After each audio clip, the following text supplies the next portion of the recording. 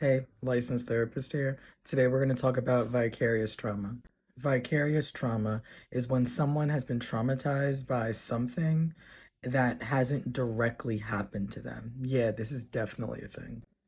Videos, pictures, screenshots, screen recordings, long, detailed descriptions of a traumatic event can all cause vicarious trauma. And vicarious trauma, just like any other kind of trauma, can give you actual trauma responses.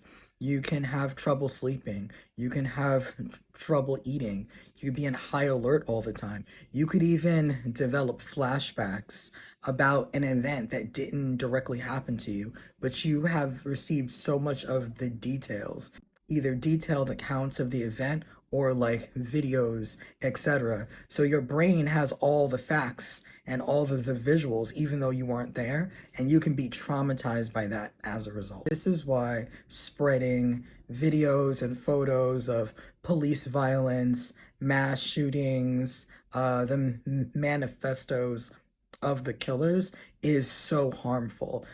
Part of community work and part of the media's job should be to share information empathically and ethically and not just for clicks. Sharing violence does not create change.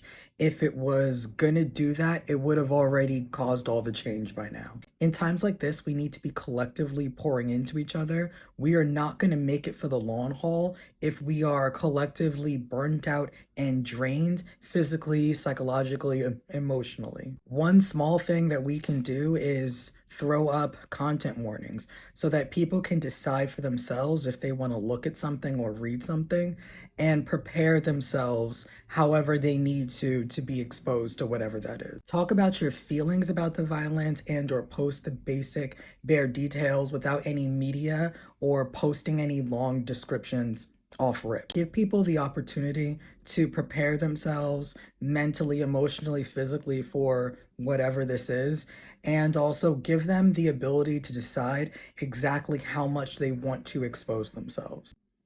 In this society, and in America in particular, there's this sort of idea that if you don't take everything to the face and just expose yourself to the most as much as possible, that somehow you're weak. When all actuality, you burn yourself out, and it's more easy to control a burnt out, drained population. Versus if we kind of reframe all of this and pour into each other and care more about our mental health and the kinds of things we're exposed to every day, our brains will be clearer and we'll be able to make choices from a calm and emotionally regulated place instead of a place where we are just too drained or too exhausted or too high alert to kind of make choices that are as clear as we would want to make.